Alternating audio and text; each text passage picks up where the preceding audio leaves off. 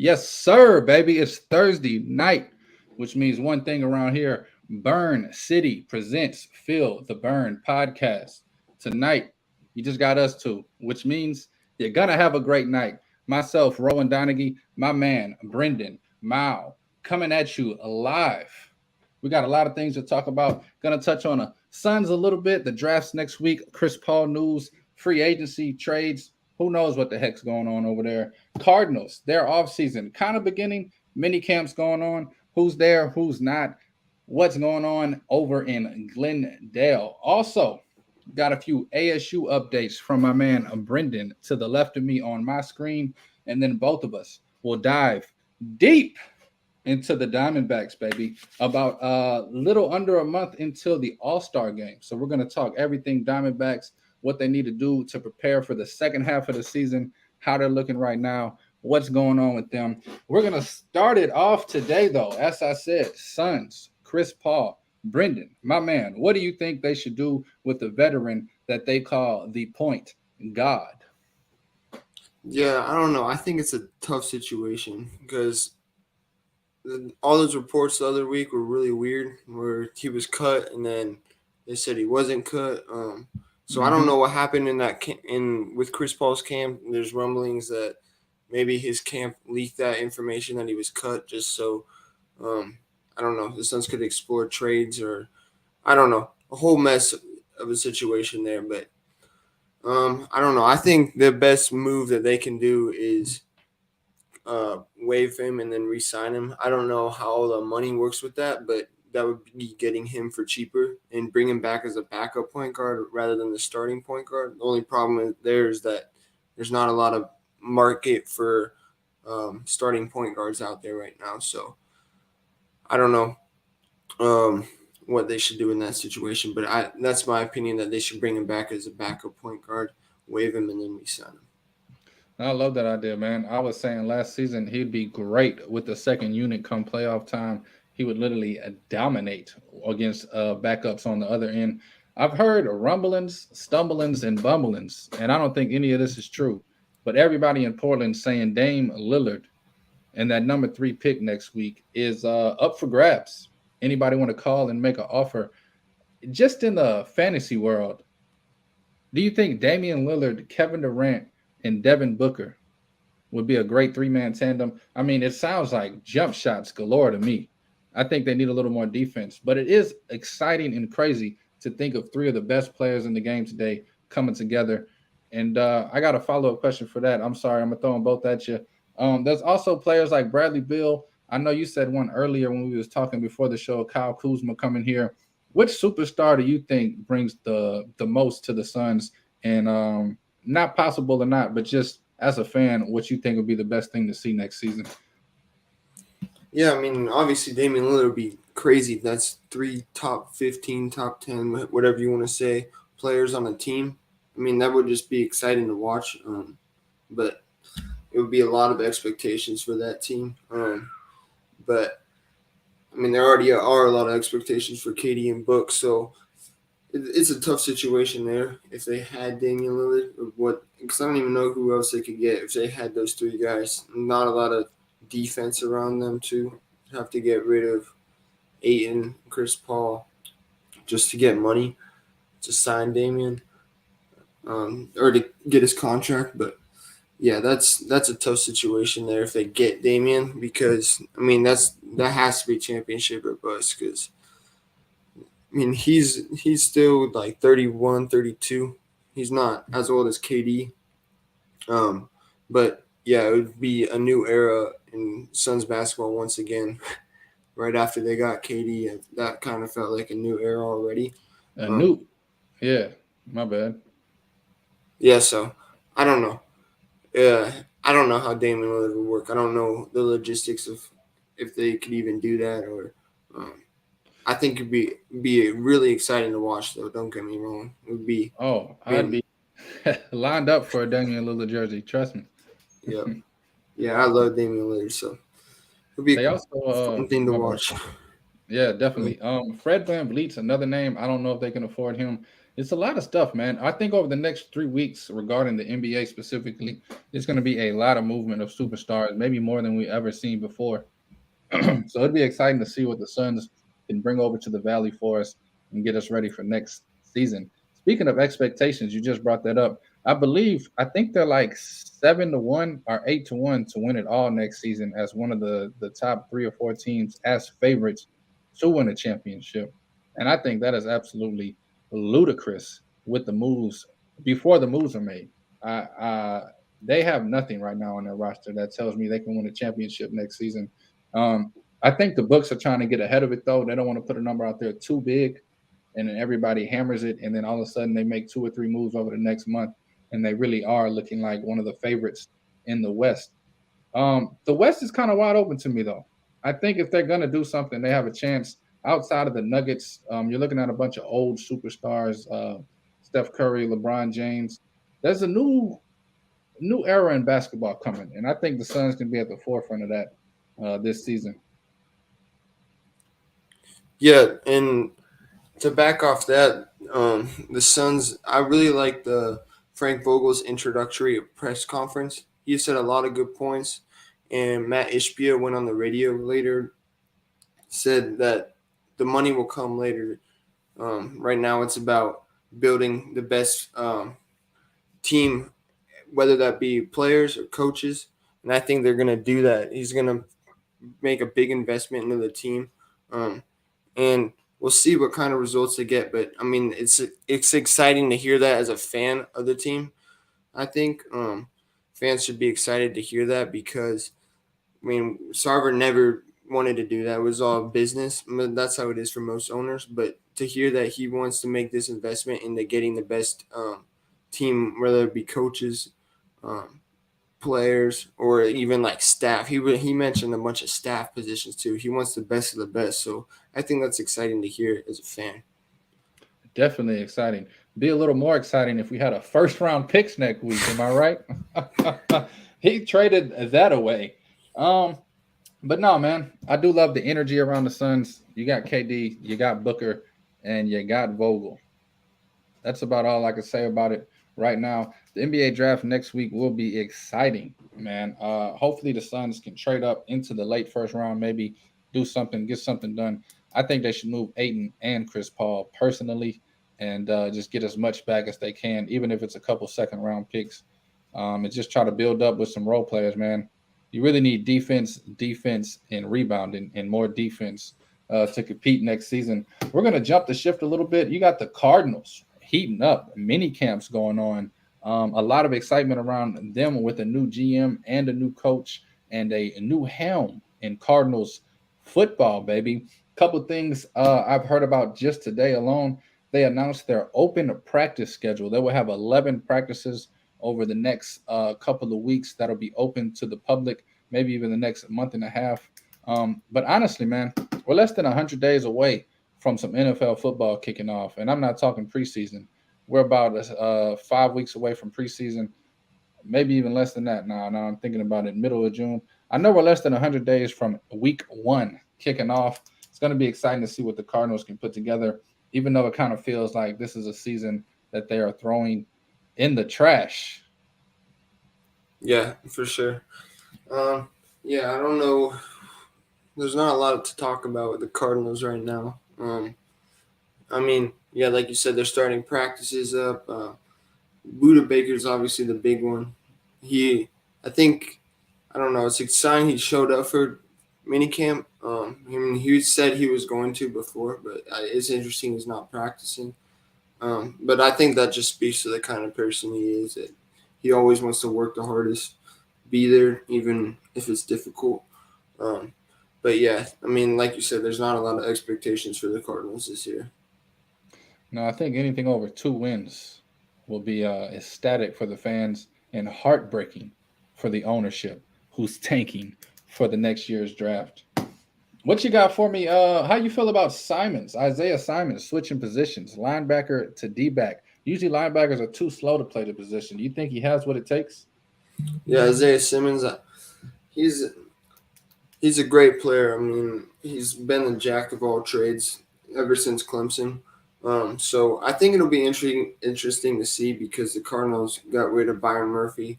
Um, and they have Marco Wilson still, but they really need another corner. I don't know if he's going to play slot or outside corner. I think he'll But be more of a nickel slot guy. yeah. So I think that works. I mean, I don't know. I liked what I seen out of him when he guards tight ends or so.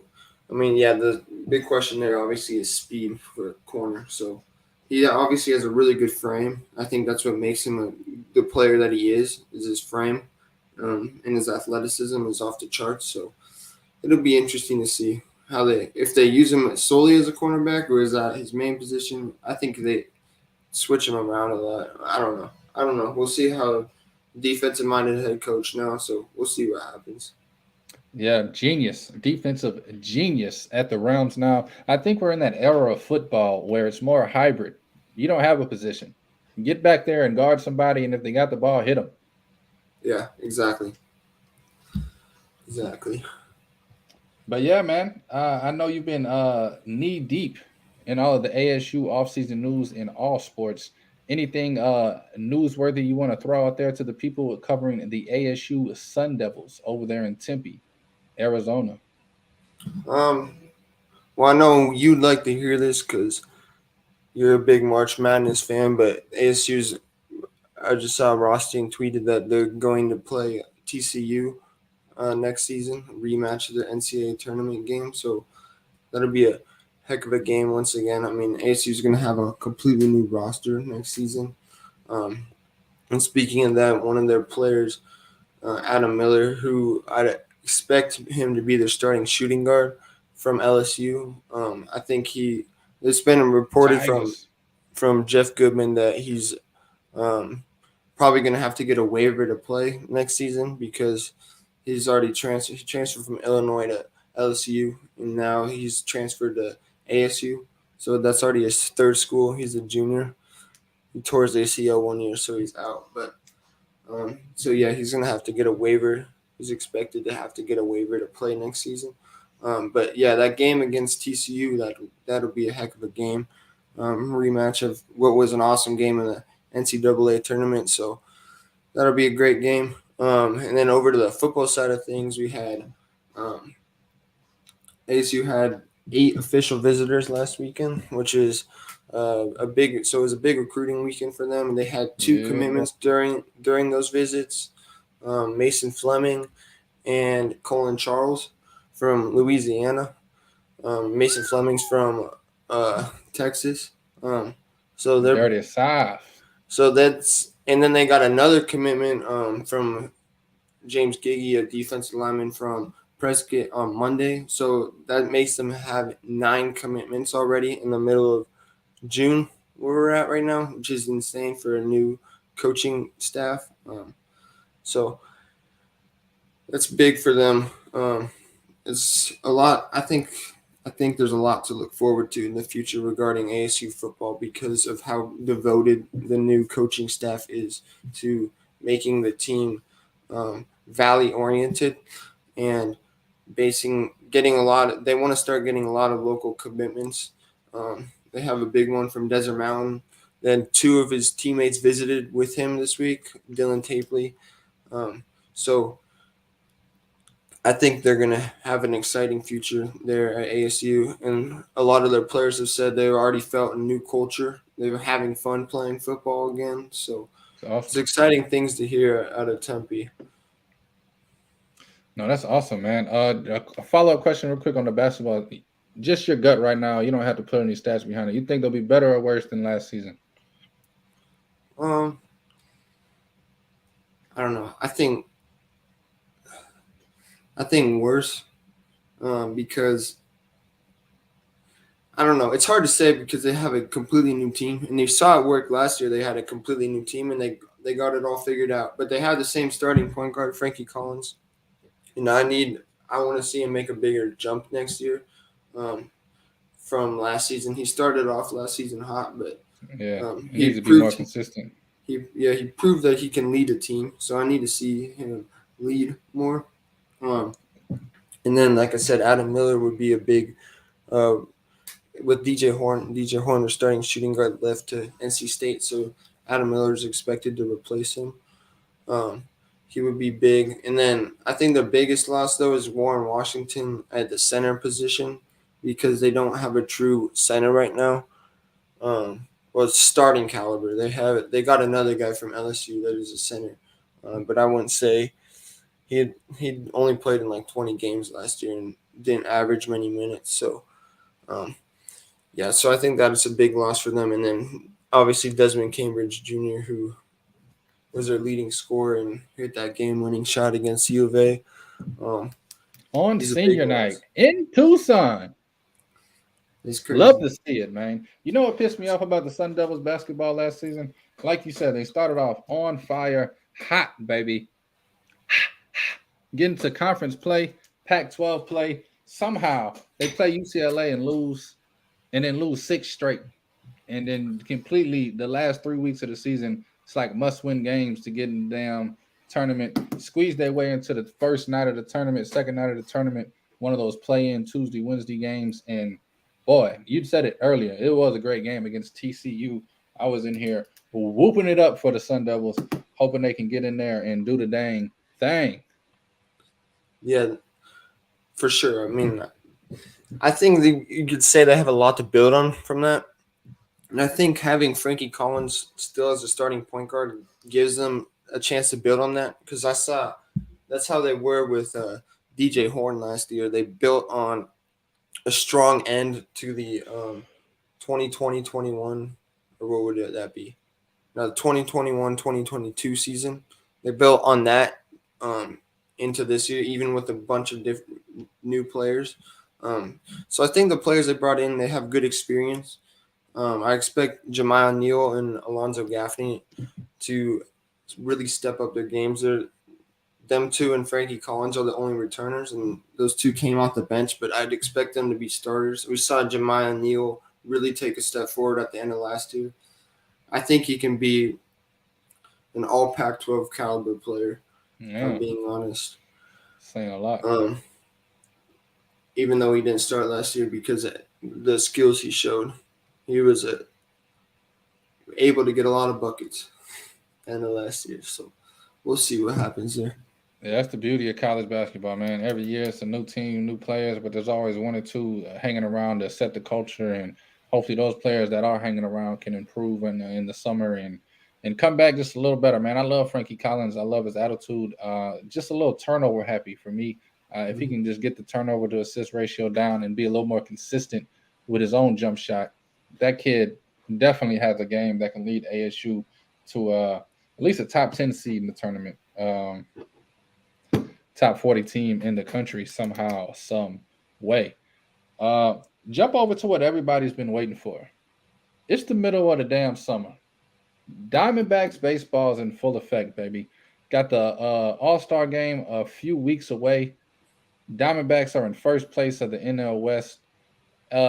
Everybody and everything is screaming, this Diamondbacks team is different, and they came to play, and these young guys are very, very good. Diamondbacks litter the All-Star ballot. I'm not sure who's going to make it. I can't wait for them to announce that. I think in about 9 days, the actual All-Star team. I've been voting as much as they allow it. 2 different emails, trying to get my guys in there. But looking at the All-Stars we got, you're looking at guys like Christian Walker. I think he's going to be one of the ones that don't make it. I think Gurriel Jr. and Carroll for sure are going to be representing the Diamondbacks come All-Star game. And, of course, the ace in the place, Zach Gallen. Although, I think their best pitcher is the number 2 guy. Merrill Kelly, baby. I think we go as far as Merrill Kelly can take us in the pitching rotation. Also, 2 or 3 of those young guys in the back end. You were talking about Dre Jameson earlier. How do you feel about the pitchers for the Diamondbacks and where they sit right now? I personally think their bullpen is their weakest of the assets. Yeah, I think they need a lot of new faces in there, both bullpen and starters. So I'm looking at when I watch some of these guys pitch the back end of the rotation, I'm like, how are the D-backs won so many games with how many runs these guys let up? The Like, rookies, man. You got to give them time to get used to yeah, major leagues. yeah. So I know that they have a lot of inexperience. So I think it'd be good to bring in an experienced starter to go alongside Gallen and Kelly, just to have a reliable arm. And then I think, yeah, I mean, like you said, they're rookies, so you might be able to figure out one or two of those guys by the end of the year to fortify those top five starting pitchers. But yeah, they definitely need an arm in the bullpen though. Um, yeah, so I don't know. Castro has been he was started off really well. They don't have a true closer, which makes it difficult. You never know going in the ninth, and you're like, who are they going to put in? It's always a Yeah, surprise. it Who's is. gonna let up a run today? Now you said it best, man. They need a closer. Like I need $1 million, man.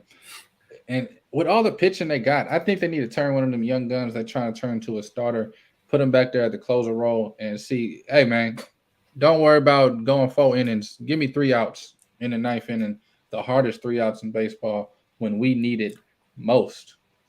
Not sure what they're gonna do. I'm looking forward to after the All-Star game. You get into the trade rumors. About 2 months from now, you got the trade deadline. I hope they just stack up the bullpen. I don't disagree with you fully. Another starter would be nice. I think they got the youth to kind of get through a playoff series. If one or two of those guys can get ready for the major leagues, if not even just an ace like, but if somebody could just come in and give us 4 or 5 innings, only giving up 2 or 3 runs on that third game or fourth game, I think that'll be amazing for this Diamondbacks team. Their offense is electric. And there's not really many starters in the league that I would want to trade youth to get, like the established starters, especially not any that are available. Uh, Everybody's trying to throw Marcus Stroman out there. I mean, this guy's pitched 2 good months over the last 7 years. I'd rather just go with a rookie and see if he can get better rather than go with a veteran and watch him get worse. It's just how baseball goes, man. Yeah, for sure. It's yeah, baseball's always difficult because I mean we're what like 70 games into the season. We still have another almost 100 games left, so it's crazy. Like you don't know what a team's gonna look like till until it's October. So it's Yes, hard to sir. say. It's hard to say because, like you said, the D-backs have a lot of youth. So Corbin Carroll's already coming into it, but they have a lot of other guys that can come into it as well. Um, but yeah, like you said, they have two all-star starting fielders. I mean, three if you include Christian Walker, but like you said, he's probably not going to make it. It's And just Lourdes didn't do very well to help his cause today. 4 strikeouts, and they were not good strikeouts at all. uh, Um, he's so already got my vote. yeah, Already got my vote. It's just tough, man. The NL, you look at first basemen in the National League alone. You got Freddie Freeman, you got Matt Olson, you got what's your boy from Pete Alonso. Um, Trying to think. There's one or two more first basemen. I think Christian Walker is like the fifth or sixth best first baseman in the National League, which kind of sucks. He might get in there All Star game like the seventh inning, but I don't know. A lot of first basemen to choose from in the National League. yeah, yeah, for sure. I don't know. I just thought a team like the Phillies coming in and just putting up as many runs as they could against the D-backs. It seemed like, except today, the bullpen did really well. Had to give them that, and yesterday too, until the 10th inning, which was an error. But um, yeah, I don't know. I just think when you have a team that has as good of a lineup as the Phillies, and they come in and they do this against the D-backs, I don't know. It's kind of worrisome when you see that, and then they have to put in. Yesterday, they needed to put in Corbin Carroll as their last hitter because it just seemed like that was the only hope, and that can't be their only hope. No, yeah, you said it best, man. Phillies, though, man, one of the hottest teams in baseball right now. Also, one of the best lineups in baseball, period. Uh, as you know, as everybody knows, went to the World Series last year by doing exactly what they did to us, putting up runs. Mm-hmm. But it sucks to get swept. It's only June. That does bring me to my other point, though. I am sick and tired, sick and tired of the Diamondbacks on Twitter acting like they won the World Series. Am I right? Yeah, for sure. I It's only mean, June. I think it's good to that the fans are starting to get involved again. They're starting to talk about the D-backs again, but you can't have too high of expectations. I just think you got to enjoy them for what they are right now. You can't have like these extreme expectations after one. I mean, it's not even been a season. One half of a season almost of good play. You can't have these really high expectations. You just got to enjoy it while it's there. I think that's what we learned with the Suns too. You just got to enjoy it while they're here. Especially someone like Corbin Carroll, you got to appreciate that you have a superstar on your team, a young superstar. So, No, he is the fastest man in baseball. And yeah, I'm not really worried about the expectations. It's more just they keep talking trash to the Dodgers. yeah. Like the Dodgers ain't been the Dodgers for 100 damn years. They're not worried about a first half of a season. The Dodgers are gonna be there in October. Diamondbacks, we need to make sure we there in October, and we need to make sure we ready because that's when we could really talk trash to the Dodgers. Send their behinds home. Go Hmm. ahead down I-10, bro. Get on out our city. Yeah. Yeah, I mean, like you said, you can only talk when it comes October. How you feel about awards? You think they'll do a clean sweep? Talking Corbin Carroll rookie, Zach Gallen a Cy Young, and maybe, just maybe, one of those two guys are I'm throwing Christian Walker in the list of MVP guys. You think there's any possible chance that the Diamondbacks get a clean sweep of the National League awards this season? I don't know. Like, it's way too early in the season to say. Like, I mean, someone can get hot that's hitting like 280 right now, and then just get really hot, and then Corbin Carroll has he has a bad stretch somewhere in the season. He ends up with a lower batting average than him. I don't know. It's a hard thing to say because of how early it is in the season. But I'd say right now, I mean, Corbin's obviously leading Rookie of the Year. I wouldn't put him in my MVP ballot yet, but um, yeah, I mean, there's a lot of season to go, and he's been really hot lately. So, if he keeps it up, then why not give him MVP? If he's this hot and he's leading the D-backs to a first place finish the whole season, I mean, I think he has to be in that conversation. And Gallen, yeah, I don't know, Gallen's not been pitching the best lately.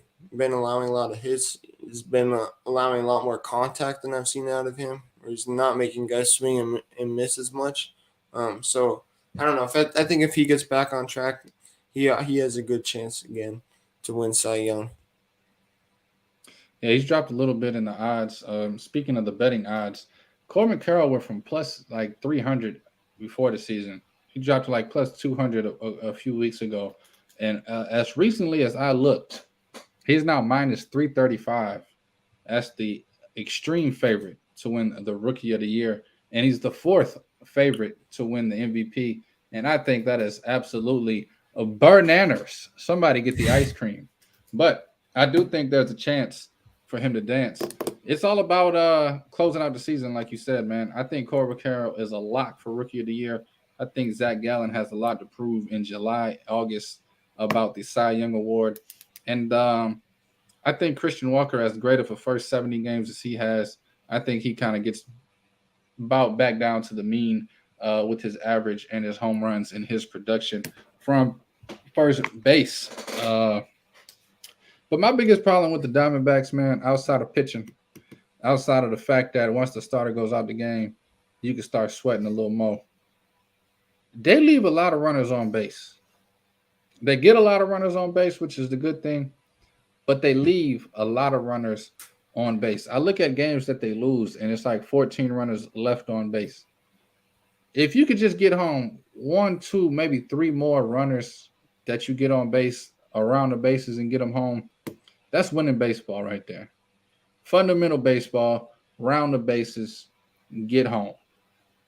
I think that's my biggest thing I want to see this team improve on as a whole coming out of the All-Star break and even these next 2-3 weeks into the All-Star break. Let me see these guys get runners home once they get them to second. Let me see guys take a few more walks. Like you said, Gurriel, 4 strikeouts today. I mean, that sounds like somebody's my player on MLB The Show, swinging at everything.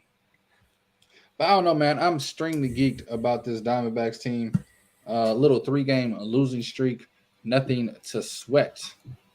If you have anything else you want to add, if not, we can go ahead and go ahead. Yeah, I mean, well, what do you think they should do with their outfield rotation, given that they're all so young?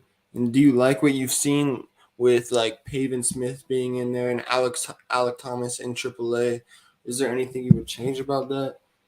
As far as outfielders go, I think the Diamondbacks front office needs to make a tough decision.